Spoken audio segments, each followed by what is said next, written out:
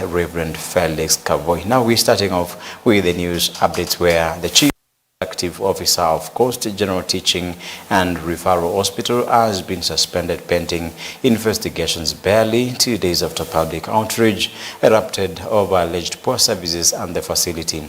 The hospital's board took the decision during a special sitting following governance concerns surrounding CEO Iqbal Kadwala, and the move comes in the wake of an incident on Saturday in which an emergency patient, Ali Kibwana, reportedly died while awaiting surgery due to a $350 payment dispute. The incident triggered widespread anger and placed the hospital under intense scrutiny over claims of medical negligence. Kibwana, a night guard, collapsed while on duty at the Mwita MP's office. He was first rushed to a nearby private health facility for initial treatment before being referred to CGTR. His family, alongside Muvita Ahmed Mashele, has demanded a comprehensive probe and an overhaul of the hospital's administration. On Friday, jioni alianguka kazini kwa pressure. Yeye mwenyewe aliamka asubuhi akaeleza familia, nimeanguka kwa pressure, akapata clot. Ilo siku kuanguka majirani na wale vijana pale wakamkimbiza Crown Hospital kupata first aid. The next day akaletwa hapo on Saturday. Akakaa kwa emergency on Sunday. Monday akafanywa CT scan, akaonekaniwa kuna clot kwa kichwa. I called the doctor, the administrator, Daktari Kandwala, kumwambia huyu alioletwa hapo ni staff wangu, please fast track matibabu yake and I'm ready to pay anything. Whatever amount itakayokuja usimsumbue, mimi nitasimamia. Wakamtia ICU, wakasema lazima apelekwe theater kufanya operation. The bill is 800,000. SHA imesponsor ama imekubali kulipa 450. The balance is 350,000. Nikachukua simu on Thursday jioni. Kandwala, 350 niko tayari. I don't want any waiver for now. Wacha mgonjwa aingie theater, afanywe matibabu, apate ni binadamu, apate maisha mwanzo matibabu, kisha pesa mimi nitahandle kama akakataa. Akanambia mheshimiwa, bila 200,000 huyu mgonjwa aingie. Nikamwambia I'm a stakeholder in this county government. I'm representing my people. Huyu ni mtu wangu, ni staff wangu, lazima aingie. Kandwala, tutakosana ikiwa mgonjwa aingie. Na alivyo na kiburi huyu muhindi. Alivyo na kiburi. The next morning ameenda kwa ward ama kwa ICU kusema huyu mgonjwa asiingie kwa theater mpaka amri yake. Ikabidi nitoe mfukoni 100. Ngoja. Nikaamua, nikamtuma, kampigia brother ampatie manager wa Ali marehemu 150,000 aende akalipe deposit. Akifika akilipa deposit kumuonesha daktari wa hapa kwamba huyu ashalipa suppose kuingia, anaambiwa paka Kandwala atoe amri. So leo mimi niko hapa. Governor, nisikize kwa makini. Sawa. Ni either sisi watu wa Mombasa usimame na sisi, ama huu mwindi wako ndio kupitishe kura zako. Alianguka, alikuwa na clot kwa kichwa, tukaekwa, tumejaribu, mheshimiwa wetu amejaribu kuzungumza nao, hawakumsikiza paka akaja juu on Sunday jioni ndo wakampatia ward. Walivyompatia ward still bado akawa na sisi, akajaribu vilivyo yuwazungumza paka mwisho ikabidi awajie juu. On Friday jioni alianguka kazini kwa pressure. Yeye mwenyewe aliamka asubuhi akaeleza familia, nimeanguka kwa pressure, akapata clot. Ilo siku kuanguka akapiga. And away from that story, the Kenya Medical Practitioners, Pharmacists and Dentists Union, KMPDU, has strongly opposed the suspension of the Chief Executive Officer of Coast General Teaching and Referral Hospital, terming the move unlawful and politically influenced. In a statement, union leaders argued that the decision undermines due process and sets a dangerous precedent of political interference in medical administration. They claimed similar incidents have been reported in other parts of the country where politicians allegedly interfere with clinical and administrative decisions, jeopardizing the professional independence, and warned that the continued political intrusion into health institutions risks destabilizing service delivery and eroding public trust in the healthcare system. The union has now issued a 7-day notice demanding an internal review of the suspension and a reversal of what is described as unjust action. Failure to address their concerns, the union cautioned, could result in industry action that may paralyze health services across Mombasa County.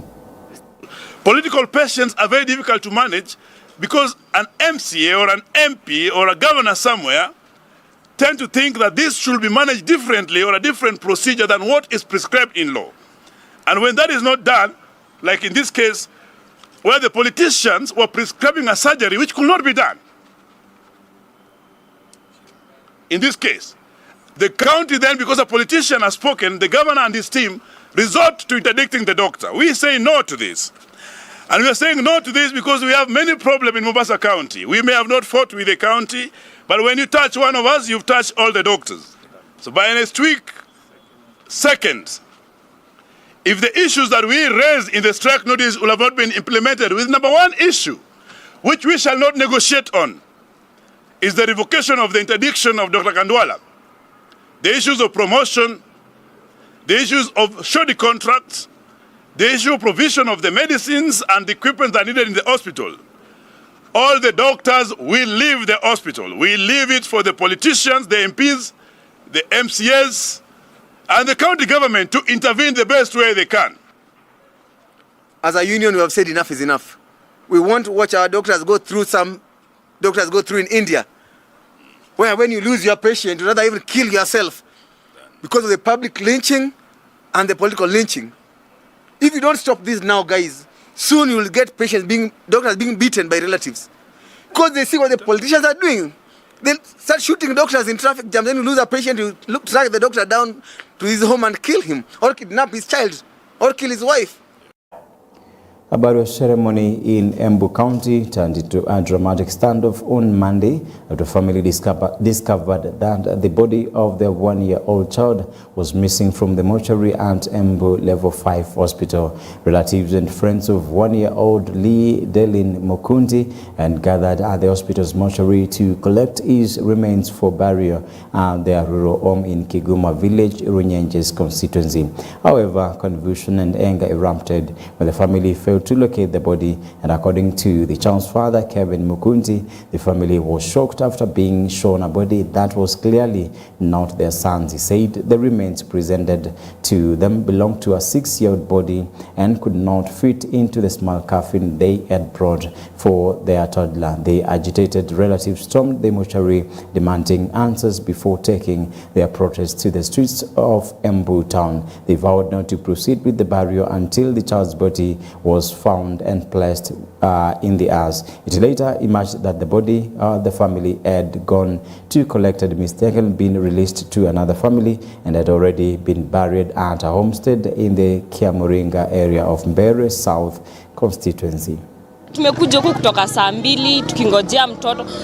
Ni maiti 2 zimetolewa kabla tujapewa yetu. Sasa tunauliza ni nini inaendelea, tupewi mwili, tunaambiwa tungoje. Sasa ndio wakatolewa, sasa ndio tukaachwa, wakaambiwa waingie waangalie mwili. Kuangalia mwili, mama mtoto akasema si yeye. Kuingia akasema si mtoto wake. Baba akaingia pia akasema si wake. Sasa ndio mama mtoto akauliza kwani mtoto wako wapi? Akasema, wakaanza kusema ati wanataka mtoto wake. Wanitango nani? Mochari attendance. Wakaanza tukauliza, tukaingia tukiwa wote sasa, tukauliza kwani yako wapi mtoto. Wakaanza kusema mtoto sijui ni huyo, sijui nini. Huyo mtoto si yeye, juu huyo mtoto hadi atoshei kwa sanduku. Mtoto alikuwa mwezi wa mwaka 1 na wiki 2 na huyo ni kama ni wa miaka 6. Afu ni mweusi na mtoto alikuwa mweupe. Hiyo tulikuwa tumepanga madisi huko Mkuria sublocation Kinjinji Andakwa, na tukapanga na mpango ukakamilika. Asubuhi tukakunja tukapika hapa saa 3 na tukupewa mwili, tukakaa mpaka saa 6:30 tukaambiwa tukangojea saa 7 ikiwa inaendelea. Tukienda kuona mwili, tukaona mwili huyo si mtoto wetu. Mama mtoto akaenda akasema si wake, baba mtoto akaenda, hata soso msasi wa huyo mtoto akasema huyu mtoto nimekaa naye na yeye si mtoto. Na sasa tumeamua hata mwili ukiwa Nairobi tutaendea huyo mwili mpaka tuwafikishe nyumbani. Akianjeni si mshukue hatua serikali. Tulikuwa tumekuja leo kuchukua mwili ya mtoto aliyetuacha na.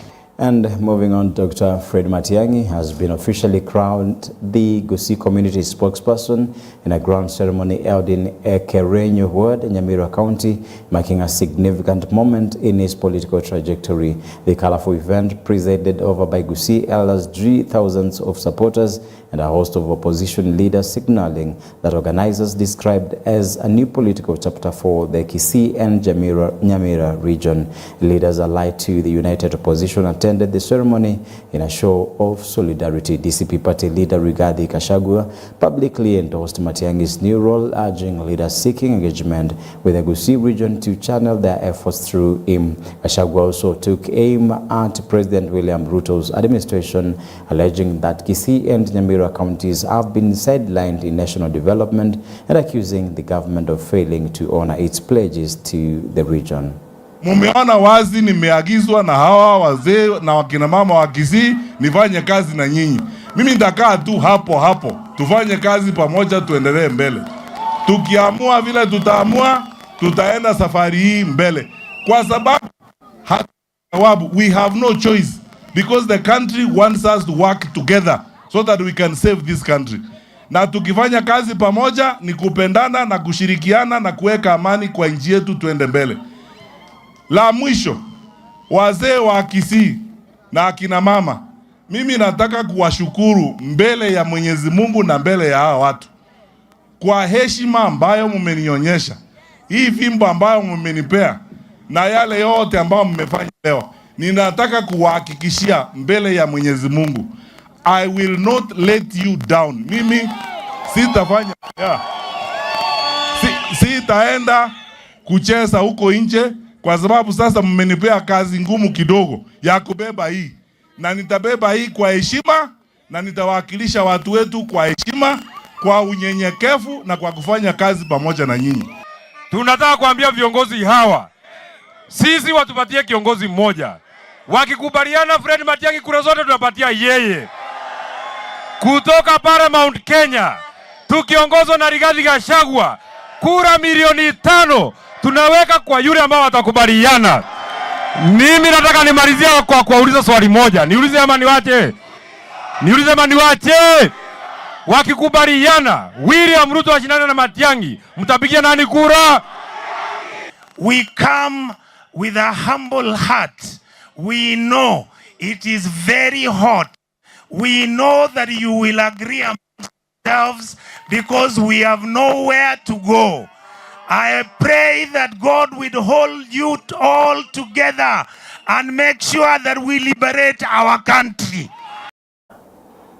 Leaders of the united opposition have intensified their political offensive against President William Ruto's administration, pledging to field a formidable candidate in the next general election as they rallied behind Dr. Fred Matiang'i during his coronation as the Gusii community spokesperson. Speaking at the ceremony, Rigathi Gachagua accused President William Ruto of sidelining Kisii and Nyamira counties in national development. He alleged that the government had failed to fulfill its promises to the region and maintained that the united opposition would present a candidate to challenge Ruto on the ballot. Kalonzo Musyoka described the event as the beginning of a broader political journey, expressing confidence in the opposition's unity ahead of the 2027 polls. He pledged to uphold the legacy of Raila Odinga under the united opposition umbrella and asked residents to rally behind their shared agenda.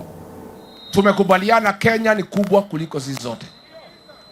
Sisi hatuwezi kujipenda, tutaketi chini.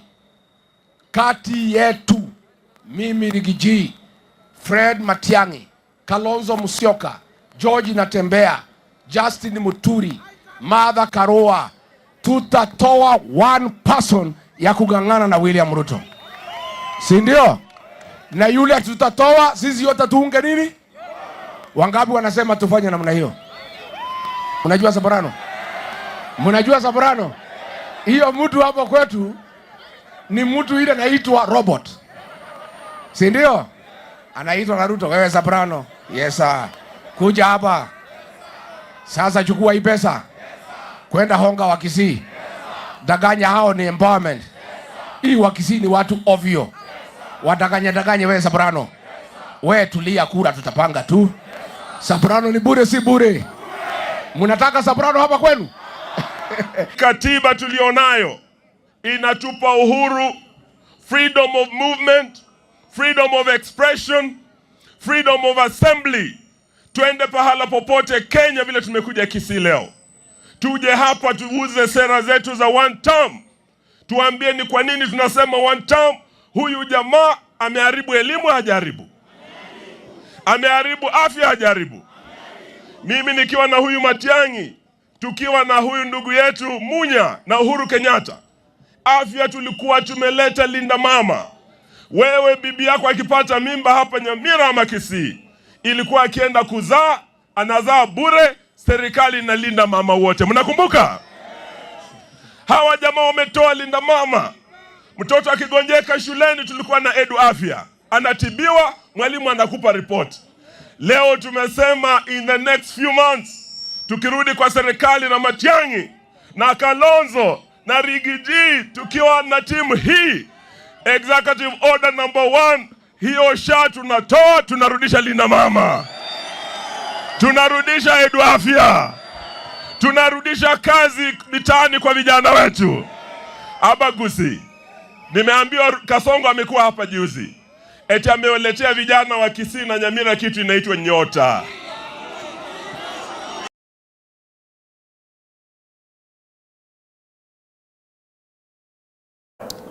President William Ruto has dismissed criticism from the opposition over his leadership, maintaining that his administration remains firmly focused on delivering development across key sectors of the economy. Speaking during the closing ceremony of the Kenya Open in Nairobi, President Ruto said his government's performance speaks for itself, citing ongoing investments in education, healthcare, security, transport and economic growth. The head of state emphasized that major infrastructure projects currently underway, including the construction of roads, markets, railways and stadium, are aimed at modernizing the country's infrastructure and positioning Kenya among advanced economies such as Singapore.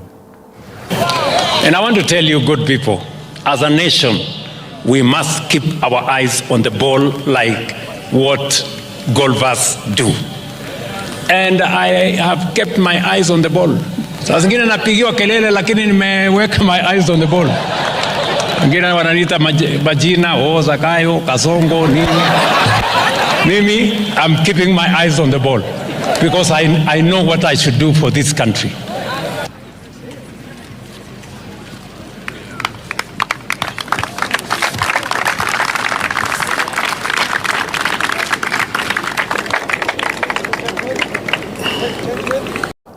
And leaders in Laikipia County have pledged support for President William Ruto's re-election bid in 2027 as development projects dominated an inspection tour of newly renovated classrooms in Sosiani Ward. The tour, led by Defense Principal Secretary Patrick Mariru, focused on the refurbishment of Marura Narok School by the Kenya Defense Forces. The facelift included fresh paints, new flooring, window paints, and installation of water tanks benefiting both primary and junior school learners. Mariru expressed satisfaction with the transformation of the institution and announced that schools in Laikipia East would be next in line for rehabilitation. He added that the government also plans to renovate Nanyuki Stadium to boost sports development in the region. Nairobi, ambia commander in chief, Laikipia North tumemaliza mkutano. Hapa ni 2 term na sio tafadhali.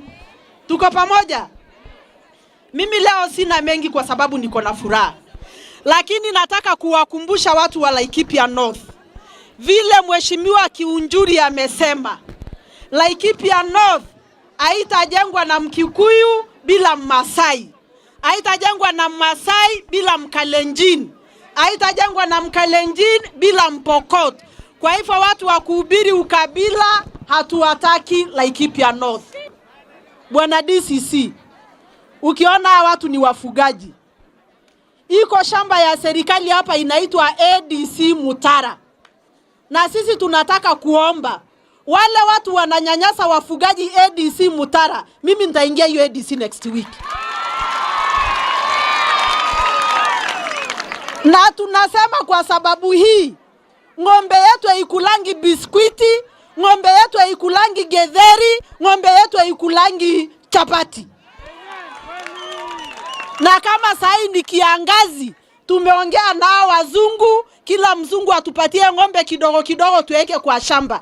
Kama tunaweka ng'ombe kwa shamba ya wazungu, shamba ya serikali ndio tunakuja kunyanyazwa. Lakini na mimi nawaomba nyinyi wananchi, lazima tuheshimu mali ya serikali, lazima tuheshimu mali ya watu wengine, lazima tuheshimiane sisi kwa sisi. Mheshimiwa Kiunjuri, tunakuambia time is ripe for us to have leadership in this county. Ukiona hii county imeongozwa, haki ya Mungu hata shetani anaweza ongoza.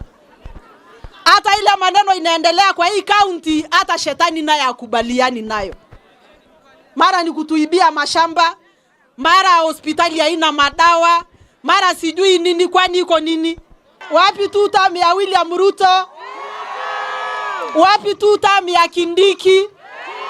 Around 2 business small and medium enterprises SMEs in Kiambu County have called on both the national and county governments to introduce a tax relief grace period to cushion new businesses grappling with high operational costs and punitive levies.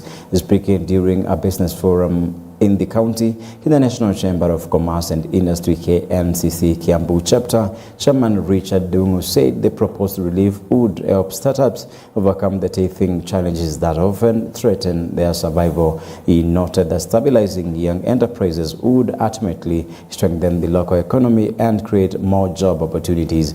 Dungu revealed that the chamber has intensified training programs for small-scale investors and aspiring entrepreneurs to improve ease of doing business. He added that by the end of 2026, a delegation of local entrepreneurs is expected to travel abroad to gain exposure to emerging technologies and innovative business practices.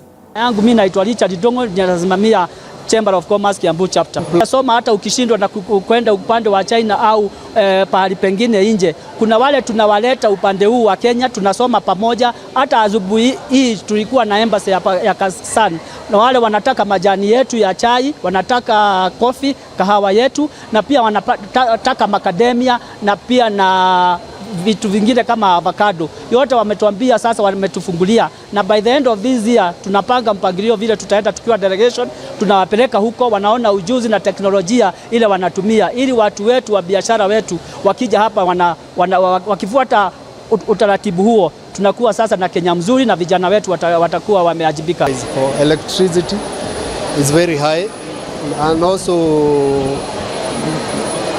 within a week, maybe 4 or 3 days we don't have electricity in this area. So that is the challenge we have here locally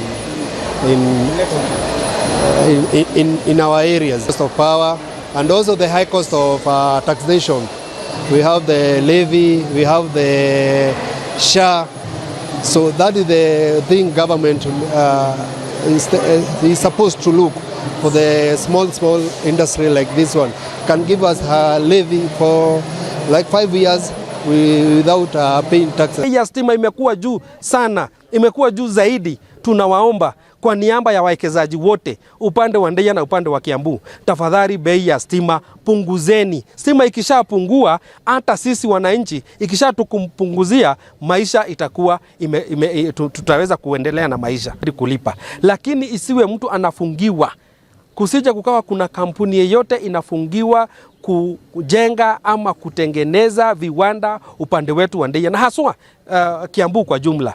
Manake yule mtu akitengeneza kampuni itakuwa usaidizi kwetu kama kaunti, manake tutaanza kupata hela, na zaidi ya yote tutaanza, kama ni maji ataanza kutumia ya kaunti, kama ni kulipa leseni kila mwisho wa mwezi, kila mwisho wa mwaka atakuwa analipa, na zaidi ya yote tutakuwa na watu watakuwa wameajiliwa. Kwa hivyo sisi tunaiona ni opportunity, tunaiangalia kwa ukubwa kama serikali ya kaunti.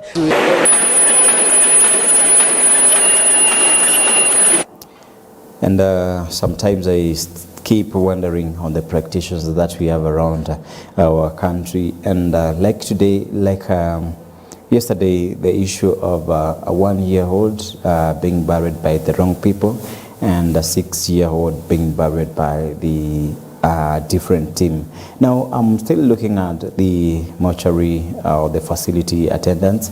I'm looking at the people from the gate, and there are checkups within, or there are checks within the facility whereby you have to carry who belongs to you or the body of your only loved ones only. Now, I'm looking at an event where a different family took the body of a 1-year-old child. They already buried it. As the other team was coming in, they found that the body that they had to pick was a 6-year-old body. Now, why should the confusion come in now? That because in these facilities you find they do a lot of clear record keeping.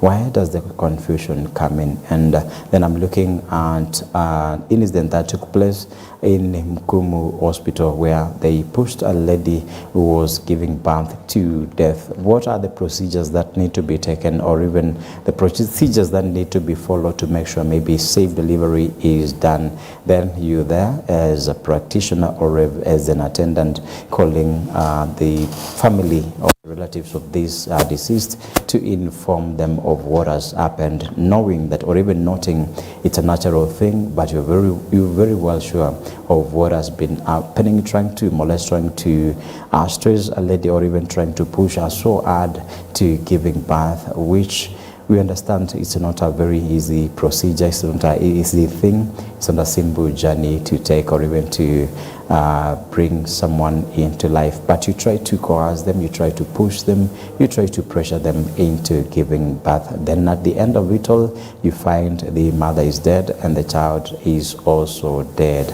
What have you benefited from, and who is supposed to take care of all this happening in our facilities? And they are made to take care of our people, or even to their patients, but in the other side of it, they are not taking care, or even they are not doing what they are supposed to do. We need to look at this matter, and it has to be a very serious matter, because you expect to be served well in a facility, but when you go there, you find a different story, a different service from the same people who you expect they need to give you the very best service you needed from that facility. So let's be on the checkout for such attendance in our facilities. Now, Morning Live is taking a short break. We're coming back with the newspaper review. Please stick around.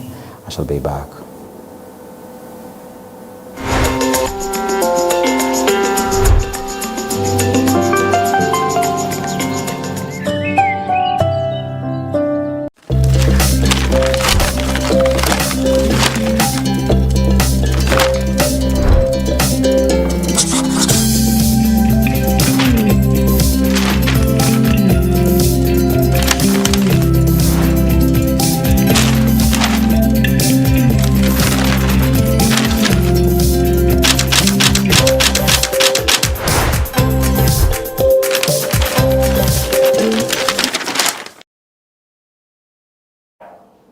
Good morning once again. My name is Jeffrey Kimeyo. This is Morning Live, and we're moving on with the newspaper review. We have got the Daily Nation and the Standard newspaper, and I was pushed to start with the Daily Nation, which is not my tradition, because of a story that I've looked at on the top page of the Daily Nation. But now from the Kenya's Board newspaper, we're looking at what is different from what we need to expect from our CSS. And now the Standard is calling them the shameless CSS. Now, partisan mining CS Hassan Joe and his energy counterpart Opio Ndai is in action at ODM rallies over the weekend would obviously been mistaken for ODM youth wingers.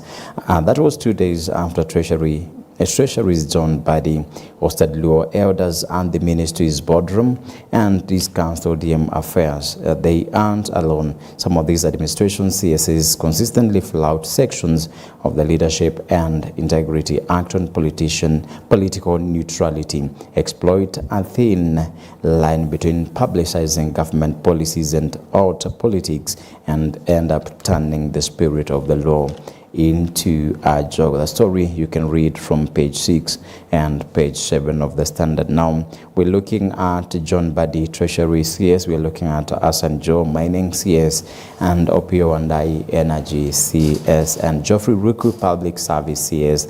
Now, as I said, we're looking at how different things look like. Once you become a CS in our country, constitutionally, you're not supposed to join, or even you're not supposed to be in active politics. Now, we try to go against, we try to bend our laws in this country, and if you become a CS, you're not supposed to join any politics, you're not supposed to be active anymore. But for Buddy, for Joe, for Wadai and Geoffrey Ruku, it's a different story. It's a different statement altogether, whereby they are doing politics publicly, they are doing politics actively against the Constitution, and they're making the law a joke. Now, if you're given a position of a CS, there are the roles and the responsibilities. That is what the law outlines and what you're supposed to be doing as a CS. Like we have a lot of work for Buddy John, the CS for Treasury. You're looking at how things are falling from the Treasury. You see how mismanagement is done. You see how misappropriation is also being done from the Treasury. You can also look at the kind of money that is being lost from the Treasury. Who's responsible is John Buddy, but now is into politics. This is to mean that you're just crisscrossing, you're just moving in two lanes, whereby constitutionally you are not supposed to do that as a CS. You need to hold the role of CS Treasury actively and make sure nothing falls from the same, and it does not turn him or even brand him as shameful, because if you're doing this is to mean you're benefiting from the ministry that you're given, then you also want to benefit from politics. Again, this is to mean you're advancing a certain agenda, a certain narrative, maybe from a politician who has pushed you into being into that, so that maybe you push an agenda that this politician has. Now, my biggest question is that, minus the position that you're given as a CS, we've got a lot of people who can maybe stand or even hold the role that you are having there, as or even becoming a campaigner for this politician. So we have a lot of people can maybe take that role, then you remain with the role that you are given. Or constitutionally, if you want to move from that position, what you're supposed to do, you just have to retire from the same, you have to resign from the same, and you can't hold two positions, one being CS and the other being a political campaigner, and that is what the Standard is calling partisan. So you have to understand yourself and know what exactly you need to be doing. I have to check page 6 and 7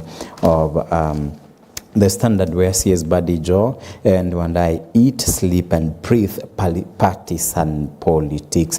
Now, 3 cabinet secretaries donned party colors when they attended an ODM rally in Siaya. Ruka has been fighting to secure Deputy President Kindiki's future in Ruto's administration. Now, anyone who saw Mining Cabinet Secretary Asanjo and his energy counterpart Opio Wandai in their orange shirts on the weekend could easily have mistaken the ODM could have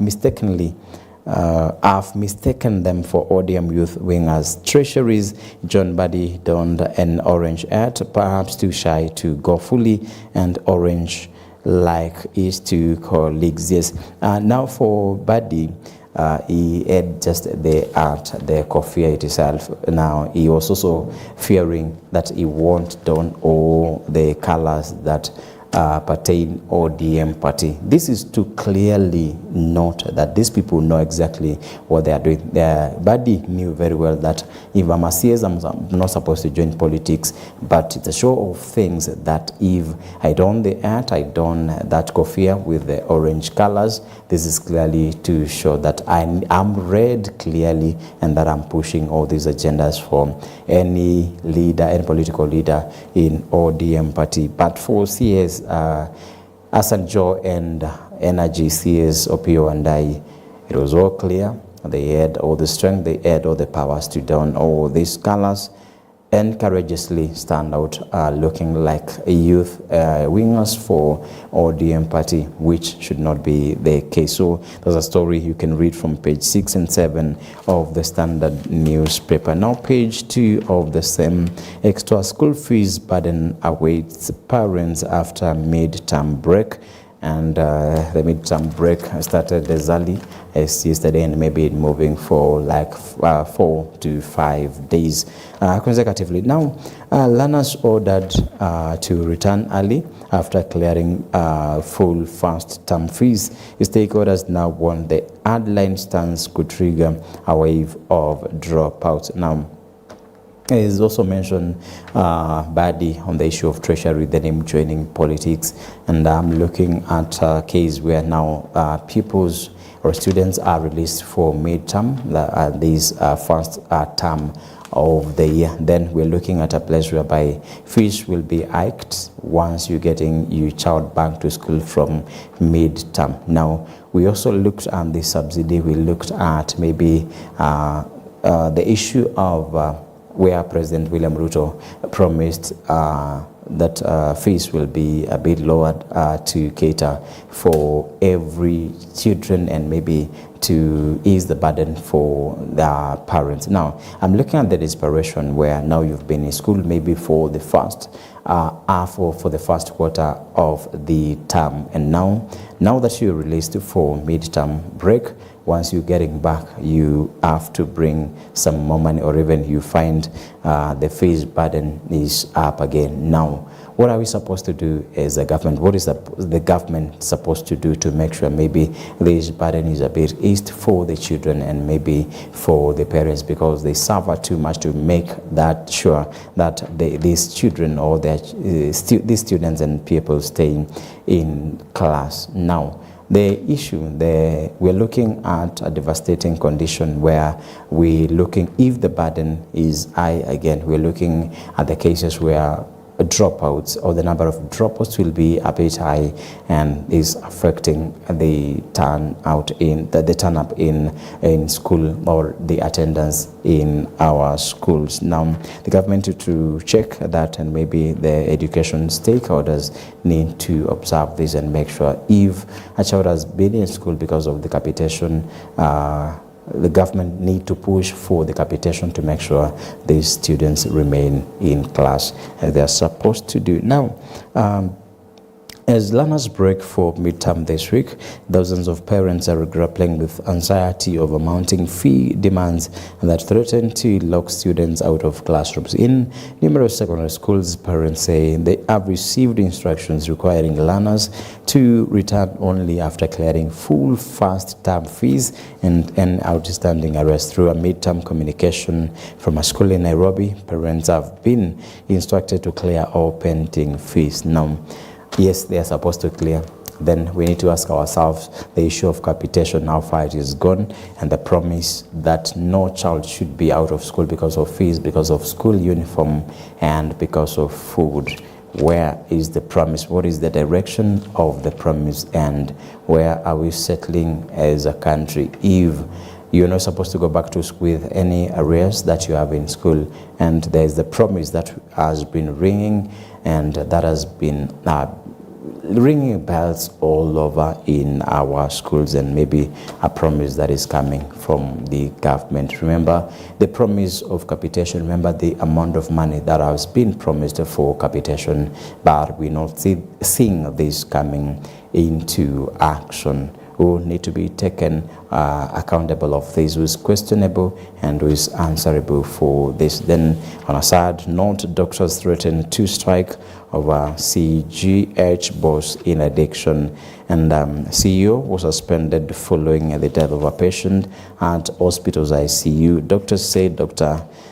Kandola's sacking was instigated by Mvita MP Masood Machele. Now, the death of a patient at Coast General Teaching and Rivaro Hospital and the subsequent executive officer is threatening to cause a major labor dispute as the Umbrella Doctors Union issues a strike notice over political interference at the facility. Now, the patient is by the name Ali Kibwana, who is 52 years old, allegedly died after the hospital refused to admit him to the ICU after a deposit was paid by Mvita Masood Mchele.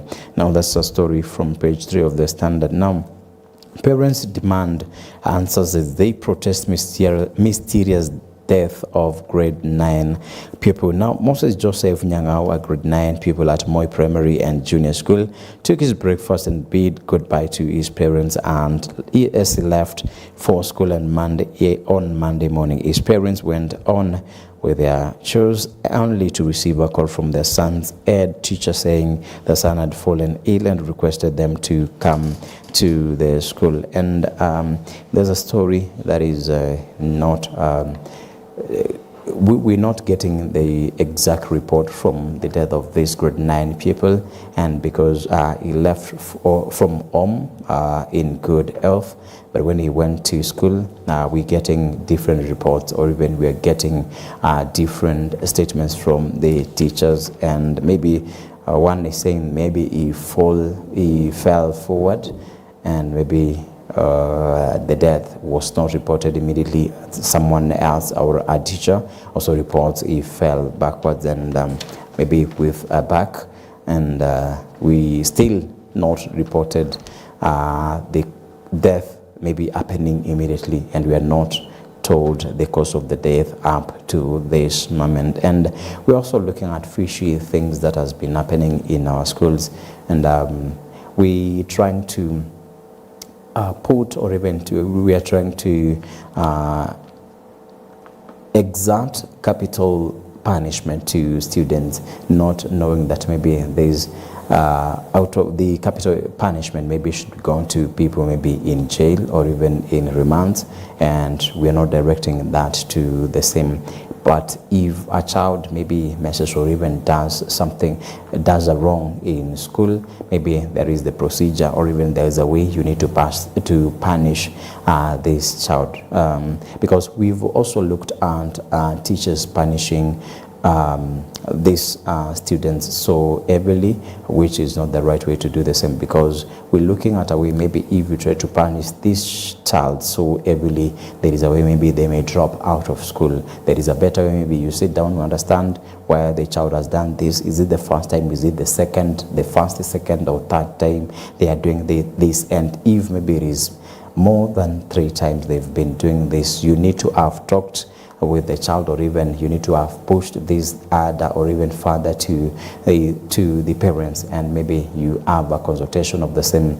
Then from there you sit down and agree, if this does this and maybe it becomes a repeat of the same mistakes that he's been doing, maybe there is a way you need to do all this. But when you push a capital punishment to a student, there is the issue of death, there is issue maybe trying to harm or even to harm this child, and maybe there are legal procedures, or even not procedures, there are legal repercussions for you to undergo if maybe you input capital punishment to these students. So I think and I feel as teachers, they are also parents, and they have students, they have children too. So the best thing you need to do first to talk with this child and make sure that you understand where they did the same, and maybe if it becomes a repeat, there are guardians, there are parents, you need to call them out and maybe discuss the matter.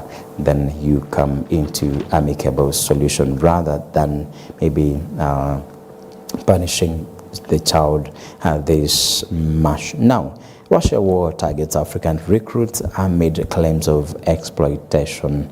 Now, it has been a story that has been there for a very long time, a year and plus.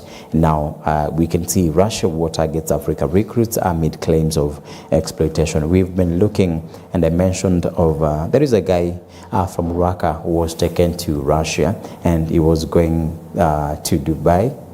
And is it Dubai or was it some places Dubai? Then luckily, unluckily, fortunately, unfortunately, he found himself in Russia in the battlefront. Now, it was a promise of a different work and a job at the same time. But when he found himself in Dubai, then again in Russia. Remember, you coming from Kenya, Rwaka, then you find yourself in Russia. How can you get back? You don't have maybe air ticket. You don't know which way you need to get to the airport so that you come back to Kenya. You don't have maybe the papers that will allow you to get back into this country. Now you find yourself in the battlefront. Then you are promised maybe to work as a tollia, to work as a security personnel. Then you find yourself in the battlefield. Now, we also mentioned and I felt the issue of desperation, the issue of taking advantage of the most desperate people in this country. This guy from Rwaka was a matatu driver, and he said he was making 500 shillings only. Now, rather than you taking someone maybe to be killed in Russia, it would have been better he stays around making the 500 shillings only, and one way or the other, God will make a way for him maybe to see a breakthrough. Now, a story is turning here. Remember, some few weeks ago, someone was killed from Kisii. He was in Russia also. And then we're looking at now the story coming into reality, whereby it looks like a kind of expose where growing concerns over exploitation emerge in Kenya and Africa as Russia's war against Ukraine continues into its fifth year. Fraudulent recruitment schemes reportedly lure citizens with job promises, but instead force them into combat roles. Then when Moscow's mission in Nairobi spoke in defense of its record against accusations that it has been involved in sending Kenyans to their deaths in the war against Ukraine, it added a new dimension to the debate over exploitation that has intensified during the fourth year of Russia's invasion of Ukraine. The embassy's statement to the media was followed by social media activity, even though it had remained largely silent as media investigations exposed Russian recruitment networks operating in Kenya and across Africa. These networks are accused of luring and suspecting Africans into joining the war in Ukraine, though through fraudulent recruitment agencies. Families of victims who have died or been trapped in the war are expressed growing anger and concern. Now, maybe as I said, you're sure of maybe where you're going and you're aware of the work that you're going to do. But once you get there, because it's fraudulent and you are trapped and you're not suspecting all this. So this is to mean the procedure for you being recruited is not the right procedure. It's not the legal procedure for you maybe to find yourself in Russia, to find yourself in maybe Dubai. Maybe you are promised work in Dubai, then you find yourself in Russia. So this is to mean the moment you realize that you are in Russia, maybe for the war between Russia and Ukraine, what will you do as a normal person? You are, number one, not trained. Number one, you don't have the papers to take you back to this country. What will you do as a country? Now, these recruiting bodies are here in Kenya, are here in Africa, but things are still happening in the watch of our very top leaders, in the watch of the Foreign Affairs Minister Mudavadi, and they're just sleeping on this. They're giving promises to those people already trapped and even dead in Russia battlefields, but the promises are coming, but nothing or no action is coming into activity. So what will you do in this country? What will you do when you find yourself there? So I would feel, or even encourage and maybe put an advice to any person who is in this country. Maybe if you feel that the work you're doing is not giving you what you expected, just have faith, just have that hope that things will do well. And by the ability and by the strength that God has given you, by the mind that God has given you, and the cognitive ability that God has given you, I know one time God will do it, rather than maybe leaving your family for greener pastures that once you get there, they turn blue, they turn gray, and nothing is coming in from the same. So because we are called desperate, we don't have to take ourselves there and we become more desperate. And remember, the statement is, you go there for your death. So may this reach out to each and every person, that even if you don't have work, you've been tamarking for the longest time, you feel, please don't be trapped by unsuspecting recruitment bodies that will take you to any country, and maybe the procedure that is taking you to that country is not the legal, is not the right one. Please be warned. Then court declines to stop 204 billion Safaricom sale, and this has been a story over a very long time, and it is disputed, but the court is also declining to stop. And we're looking at maybe the kind of control that is maybe pushed to our courts, because you find they're not serving the right justice, you're not serving the right thing, you're not doing what you're supposed to do as a court. You need to have a stand, you need to be independent, and you need maybe to act the right way. Because why should, because this is a story, or even this is an action that should have been stopped for some times, and as we check into it, so that maybe the court will rule out sometimes after maybe public participation, after maybe this thing has gone and into the minds of each and every Kenyan, then understood what it means by the stake of 204 billion Safaricom sale. That is page 5 of the Standard. Then yes, that is page 6 and 7. We talked about CS, Badi and Joe. Then page 8, and let's wait for justice in the murder and robbery of MP George Muchai. That's a story you can read from page 8. Then 150 calls, G3 a rifle and 30,000 cash transfer. Our MP was killed in city. A story you can read from page 9 of the Standard. Then page 10, Relievers Village gets fast, reliable water supply. Indeed, that's news. That's a gospel. That's a good story from page 10 of the Standard. And court rejects bid to block KPC 106.3 billion stake sell. All right. Now, I said we've scandals here and there, and we're looking at the issue of 204 billion for Safaricom sale. Then this is Kenya Pipeline. Now, court declined to out KPC privatization, say the application was premature, raising jurisdictional concerns. Parties were directed to prepare for full hearing of objections and constitutional arguments. And that's a story you can read from page 10 of the Standard. Then, all right. Now, the caricature on page 12 of the Standard. Now, but before we go to the caricature, it's time for circles to reinvent themselves from the editorial part of the Standard newspaper. You can read it from page 12 of the same. Now, we're looking at the picture of Russian President Vladimir Putin, and Russia is very happy here from the caricature. Is very happy. And we can see someone dressed in red t-shirt and green trouser. And the statement is, welcome to Russia, we have a job for you. And I was talking of the trap, I was talking of the unsuspecting Kenyans that we have, so desperate, and maybe jobless, and maybe they're eyeing to get jobs in.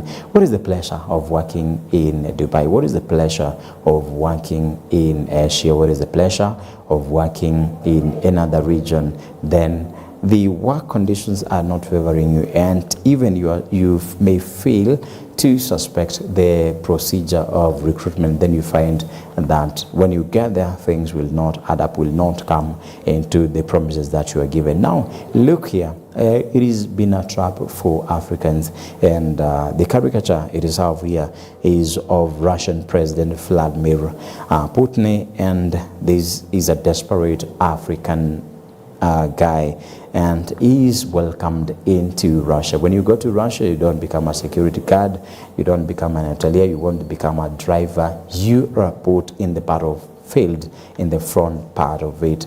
Then, are you trained to be a soldier? Are you trained to operate in the combat roles that you'll be given in the Russian grounds? Are you sure you can manage that? So we need to be careful. We are welcomed into Russian soil, but we're not sure what will be happening. So from the caricature, it's so interesting.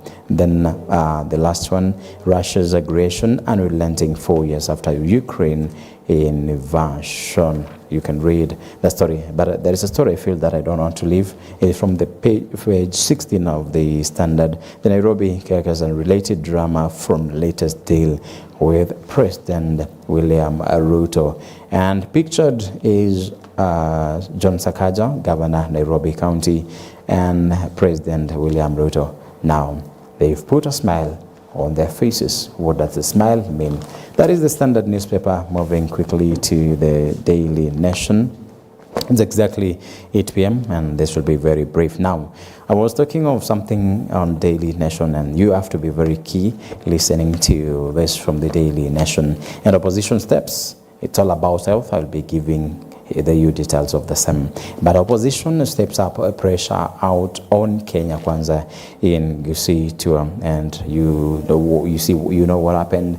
And Matiang'i, Dr. Matiang'i is already unveiled, and coronation was done as the Gusii spokesperson. The United Opposition leader swept through Bomet, Kisii and Nyamira counties yesterday, telling President Ruto to read the warning signs that this time in the presidency was up. Party chiefs Rigathi Gachagua, Kalonzo Musyoka, Eugene Wamalwa and Fred Matiang'i asked Rift Valley and Nyanza residents to back their cause. That is page 4 of the Daily Nation. Now, a very devastating story, a very sad story on the situation that we have, anger situation and drought situation in this country, and probably and significantly in North region. Appeal for surplus maize from North Rift to feed starving Kenyans. Now, we talked over a story on last week, and I didn't explain of the same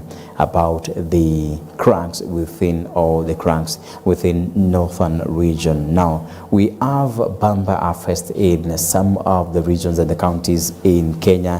When you go to Makueni, when you go to Nakuru, when you go to western regions, you find bamba harvest in that place. Now, then the flip of the same, you go to northeastern region, you go to Isiolo, you go to Wajir, you go to Turkana, you go to Marsabit, you find animals, cattle are dead, and people are starving, and also people are dying because of the same anger situation in North region. Now, where has mercy gone? Where has mercy gone? Where has money gone? Because we are rich as a country. Even if we are not so rich, we are rich to even supply food to the starving communities in our country. Now, it's an appeal here. Why should we appeal other than the government maybe supplying food to the starving regions of Kenya? Now, it's an appeal for surplus maize from North Rift to feed starving Kenyans. But the situation is, these counties or even these regions that are harvesting heavily, you find that maybe their food is being robbed from their stores or even from their farms. But it could be easy other than appealing. Maybe the government buys the food immediately, even before harvest, then it is taken. Because even if you harvest maize before they dry up, it can also be used as food, and the transfer, or even the transport from maybe North Rift to Northeastern region, it will be so cheap, other than maybe appealing, because these are farmers and you need to buy food from them. You need to buy their agricultural product from their farm, so that if they feel they've done something. With all the money that we have, we feel that we don't have to supply to these people. Then, and the story is all about accountability. Wamatangi appears before Senate despite governor's defiance. Kiambu Governor Kimani Wamatangi is the third county boss to break ranks with the Council of Governors over appearance before Senate, and that is not so interesting for me. What's interesting for me, it's about your health, an healthy mix where inside the disease and system failures driving preventable death. Remember, there is, you're sick and maybe you were to survive, but because of maybe the tendency that we have in our health systems and sectors, maybe you find a preventable death becomes a death to you. Maybe you could have been maybe blocked from dying, but because of the carelessness in our hospitals, in our facilities, in the government also, you find maybe nothing is happening. Like I remember yesterday, the issue of Mukumu, and the patient was giving birth. It was about the issue of SHA. And maybe some amount of money was not paid, and maybe this pushed all this into this. So there is a death, maybe you're sick, and there is a death maybe that you could have avoided, but because of the carelessness that we have, nothing is happening. Now, top page of the Daily Nation, we have a crisis in Kenya's 2025 population situation analysis report, where a comprehensive assessment of the nation's health and demographic landscape paints a troubling picture. Kenyans are living longer, with life expectancy climbing to nearly 67 years, but the journey to old age is increasingly plagued by preventable diseases. Chronic illnesses now account for 40% of all deaths in the country, and the health system is stretched with scarce resources. And all right, now, the very key details of the same. Now, with a population of 48 million, Kenya requires 392 doctors. Get it very clearly. Our population is 48 million. We only need 37,392 doctors. You better be on your calculators. Now, the current figure is 4,272 doctors. What a situation.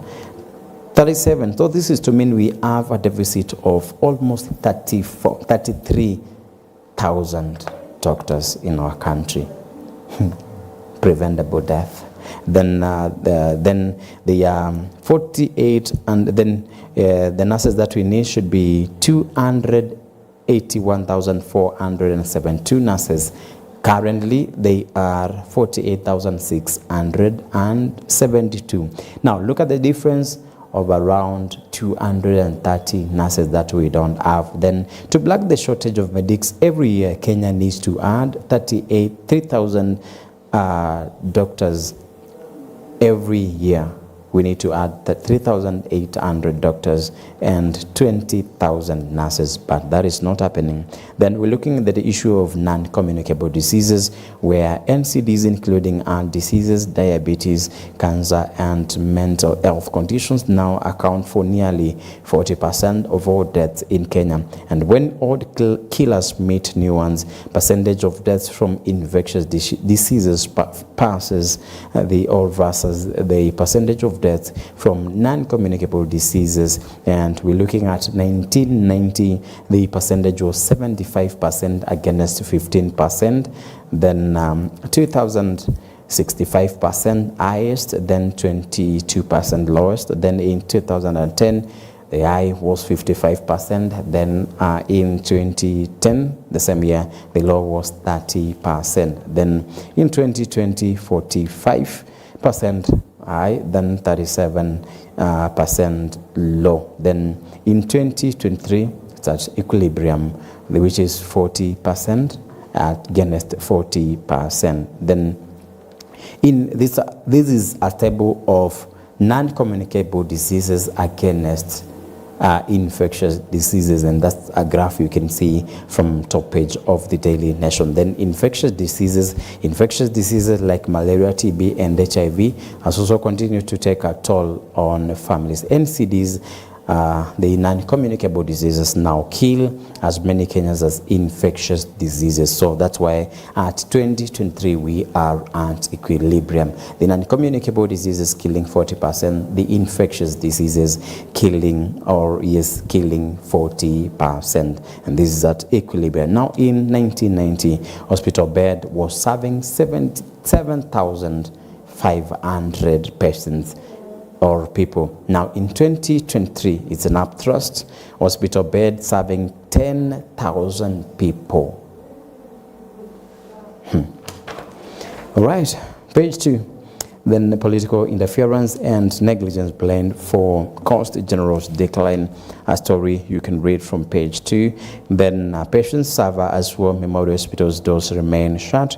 That is page 3 of the Daily Nation. Then page 4, a ditch route on opposition styles Kenyans, and a story you can read from page 4 of the Daily Nation. Then Gashagua's mounting political minefields, and is there. He's pictured with Eugene Wamalwa, himself, Kalonzo Musyoka, and Dr. Fred Matiang'i. Then I must account for resources where Matiang'i device COG order, and that's from page 6. Then page 7, change law to protect widows' inheritance rights after remarriage. Judge urges parliament and law firm takes Kurima estate to court over 84 million legal fees. Then page 9, broadcast incorporates lessons from complex trials into bio-terrorism cases involving plots to deploy anthrax. Then terror cases, DPP unveils cause for prosecutors, and that is from page 9. But then on be a part of page 8, lean on trust to ride out uncertainty in media, editors told. Then editors and publishers in Africa have been asked to ride on existing trust to outlive the uncertainty that media across the continent is grappling with. Speaking during the 2026 African Editors Congress, East African Standard Bank Group Regional Chief Executive Joshua Igara said strengthening the already existing trust is central to reclaiming value in African journalism and essential to unlocking long-term capital flows. Then